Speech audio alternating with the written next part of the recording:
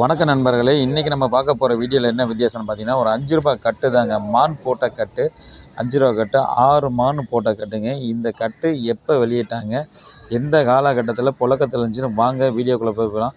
வீடியோக்கு நீங்கள் புதுசாக பார்க்குற மாதிரி இருந்தால் ஒரு லைக் பண்ணிட்டு சப்ஸ்கிரைப் பண்ணிட்டு வீடியோ ஃபாலோ பண்ணுங்கள்.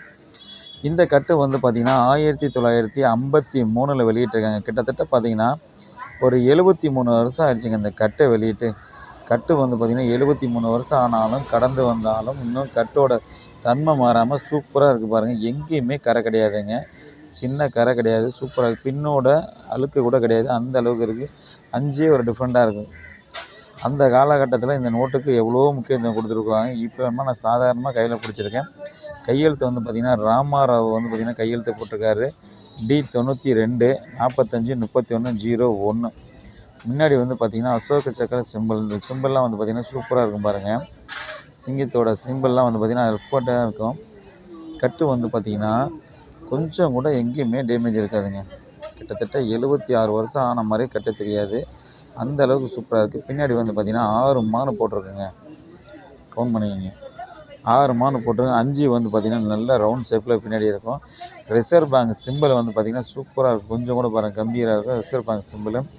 பின்னோட அழுக்கு எங்கேயுமே அங்கே வந்து பார்த்திங்கன்னா இருந்திருக்காது. கட்டு சூப்பராக இருக்கும்.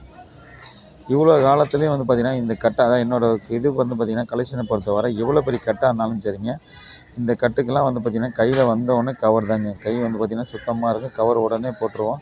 ஏன்னா எளிதில் வந்து அழுக்கு பிடிக்கக்கூடிய தன்மையோட பேப்பர் இது. இந்த மாதிரி திக்கனஸ் கிடையாது. இந்த பேப்பரோட இதுவே ஒரு வித்தியாசமாக இருக்குது. நோட்டோட இது டக்குன்னு கலரே வந்து பார்த்திங்கன்னா கவர் போடாமல் இருந்தால் அழுக்கு படிஞ்சிடும். இதெல்லாம் ஒரு நோட்டு பார்க்குறது பெரிய விஷயம். நம்மள்ட்ட வந்து பார்த்திங்கன்னா ஒரு கட்டாகவே இருக்குது. இந்த கட்டு வந்து பார்த்திங்கன்னா சேல்ஸுக்கு தாங்க கொடுத்துருக்கேன். கவுண்டிங் நம்பர் பார்க்கலாம் வாங்க. 1லேருந்து 100 நம்பர் வந்து பார்த்திங்கன்னா கவுண்டிங் நம்பர் சூப்பராக இருக்கும். இந்த கட்டெல்லாம் வந்து பார்த்திங்கன்னா அந்த காலகட்டத்தில் பெரிய விஷயங்க.